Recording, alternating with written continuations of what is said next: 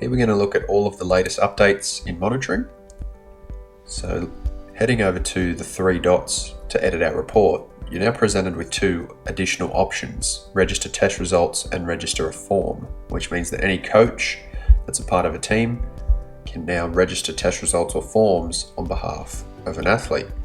So if we click to register test results, we can have a look at our test collection, and if we wanted to make an entry for 5-meter sprint, or we can hold Command on Mac, Control on Windows to multi-select, and now we can make 3 entries here for 5, 10, 20-meter sprint. Input the values, select the date. Additionally, you can register a form. So if we went and had a look at all of our forms that we have listed in evaluations, and we chose one, so let's have a look at this readiness form. We'll open up in this window, still in monitoring, and we can fill this out on the athlete's behalf. We've also added the ability to add color rules for key values widgets. So if we take a look inside this widget here, you'll notice that we have all of our data points, and now you have color rules where you can decide to add a background color or text color for particular values if they're equal to, less than, or greater than, or between. We've made the same update for periodization tables. So here in this instance, we're looking at training load scores, and we've input color rules to show us how high or how low particular values are. Next up is the information log, where now if you create any sort of widget to do with the information log here, you can manage the entries that have already been input by editing them, changing the dates, or removing them. Or you can hit the plus button to make an additional entry, and then click Saved. We can also do this on the mobile by heading to our reports section and going to the information log. You can click the bubble here, create a manual entry, or we can click the 3 dots to edit, change date, or delete.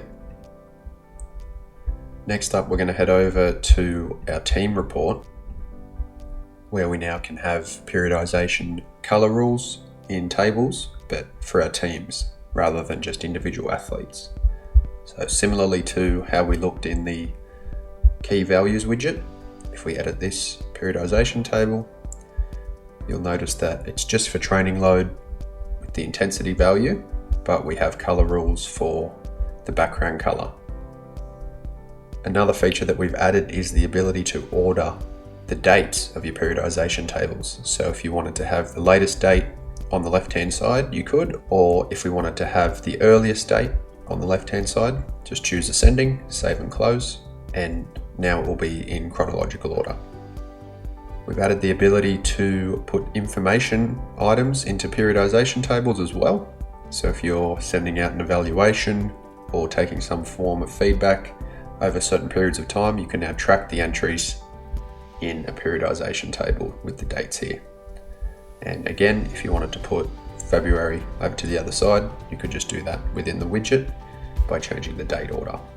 We've also added the ability for you to manually add test results within your report. So here we can see that Adam doesn't have a score for his technical ability score yet, so we can enter that for him by pressing the plus button.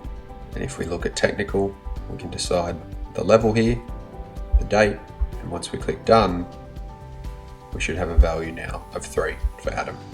Similarly, if we went over to the test results table here and looked at our long jump and 20-meter sprint tables for our teams, we can click the plus button and we can add the entries and choose the dates for each athlete or just individual athletes. Lastly, we've added a new period to the way all of the widgets work.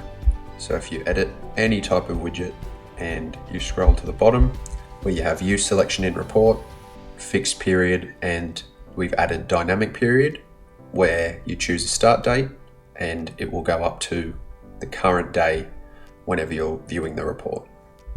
Thanks for watching.